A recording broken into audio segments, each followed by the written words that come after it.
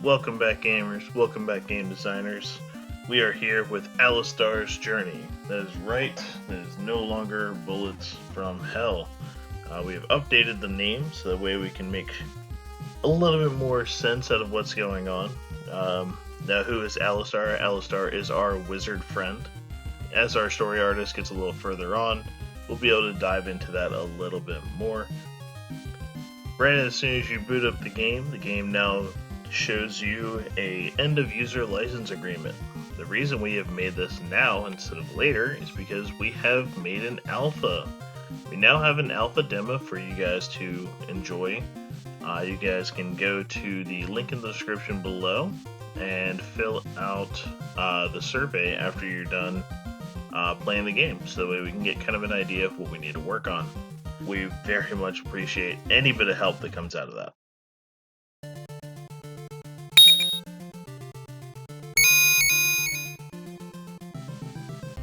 Moving right along, I would like to start going over some of the new content that we have for you guys.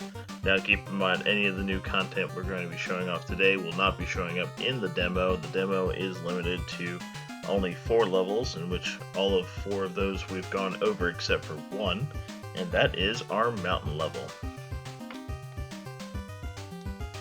Now before diving into each of the new enemy types and things like that, I definitely want to talk about some of the new things that are going to be going on in the screen. In our lower left corner, we have moved our entire health bar and all other stats over to this left corner. It's much more compact, looks a little bit better for everyone. Now you can actually see the health, the mana, without having to bring your eyes from one side of the screen to the other.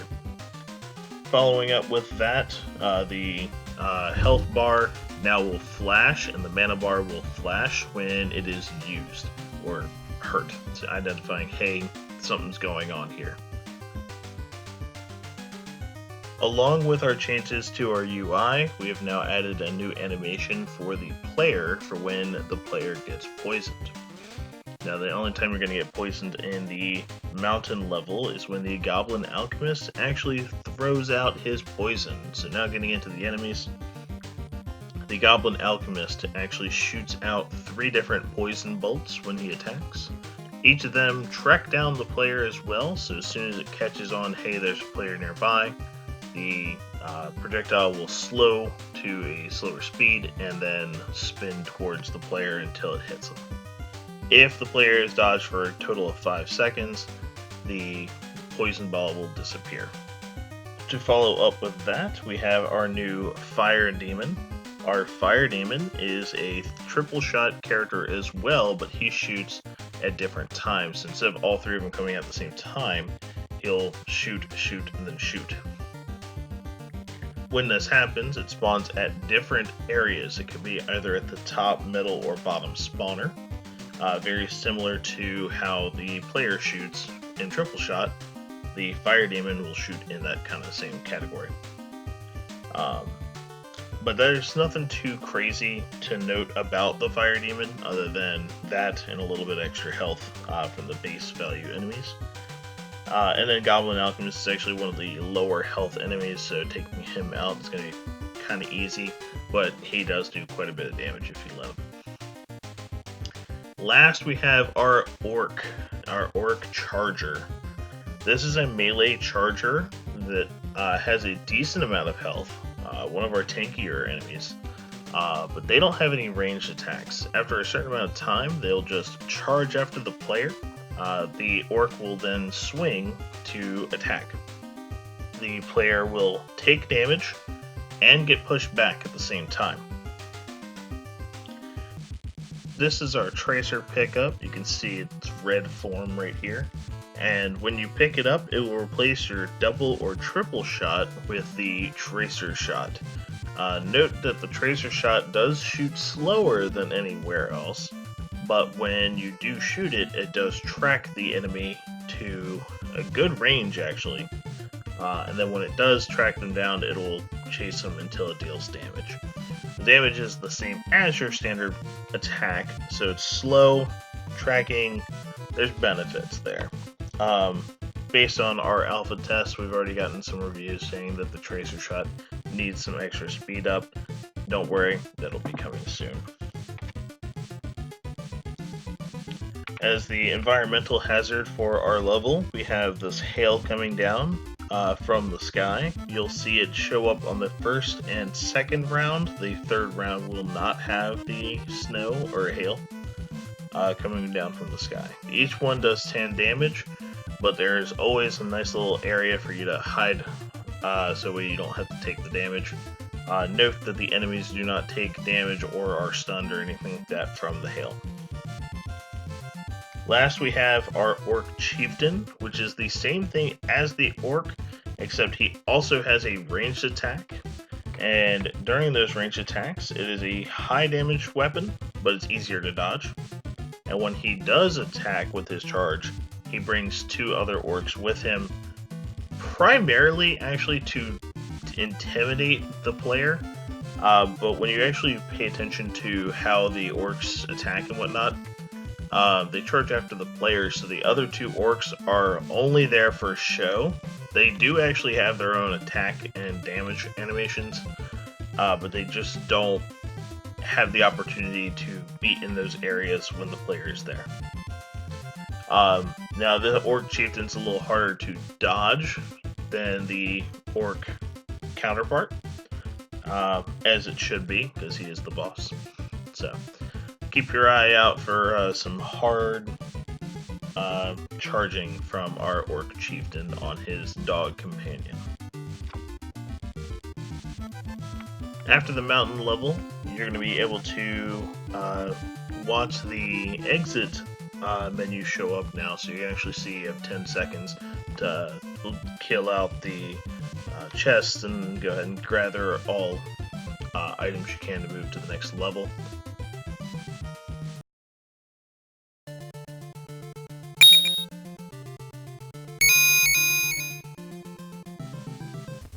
In the Volcano level, we'll be dealing with 3 enemies, 2 of which you've already seen before, but slight twists on how they function, as well as a wall of fire, and our boss, Alpha Magma. To start with, we have our Magma Demon. Now this is the same thing as the Fire Demon from Mountain level, except it has 2 big things that are different. One, on the 3rd shot, it does a extra boost of damage. It does the larger Firebolt, which does more damage. And on taking damage, it actually has a damage resistance value. So not just will it take less damage and have more health, it'll deal more damage.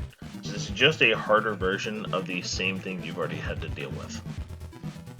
Following that, we have the Scorpion, which is another charger style enemy. But in this case, when it hits you, it does damage over time. It actually does a poison value to go with that. And it has 2 different hitboxes, one for its base front area, and second is for the tail area. The front takes less damage as it has the harder chitin armor.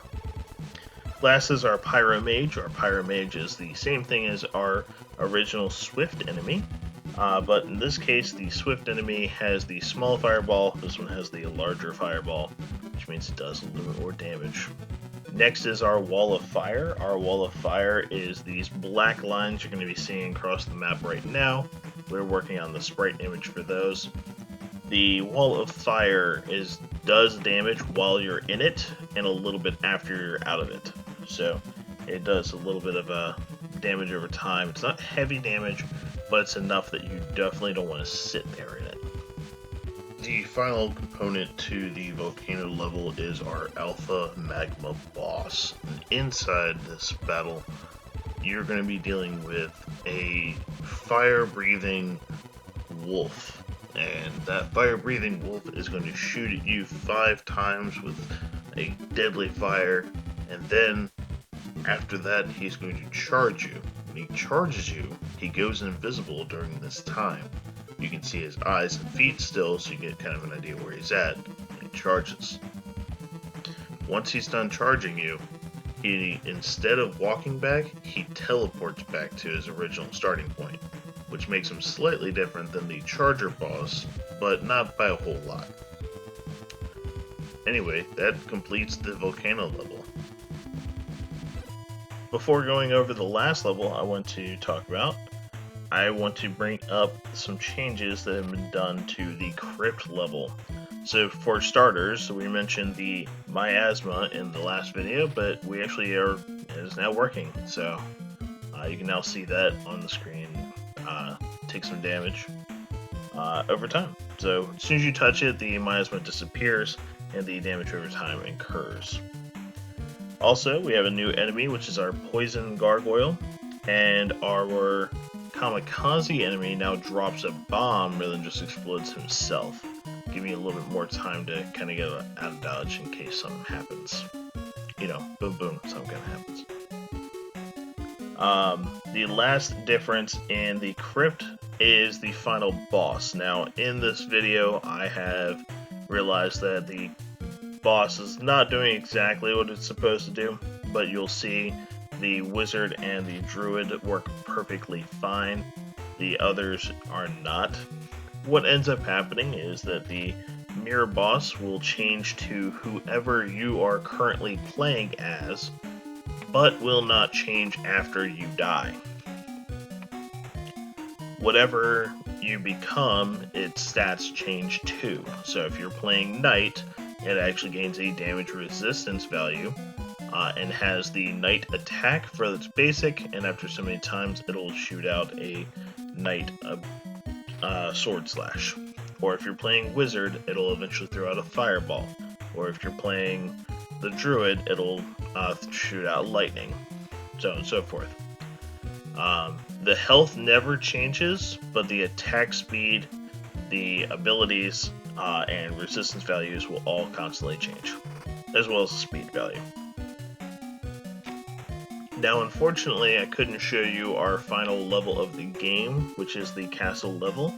I do have footage of it. You're looking at it right now. The downside is, which you'll also see, the level is not currently ready to be played. It has missing enemies and things like that. So we're working on it. The final level is in its workings, and you can get kind of an idea what we're looking to do with it right here.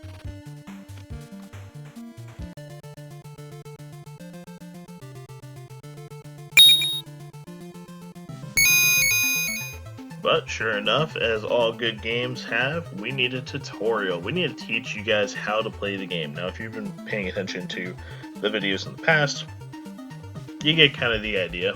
But in case you didn't, we actually have a full-blown tutorial with its own 5 waves, and it actually has a good way of just teaching players what buttons to hit, how to dodge enemies, what you're looking at on the screen, and things like that. The tutorial, we've already been told by some of the alpha testers that the words on the screen flash by a little too quickly, so we are working on that as well.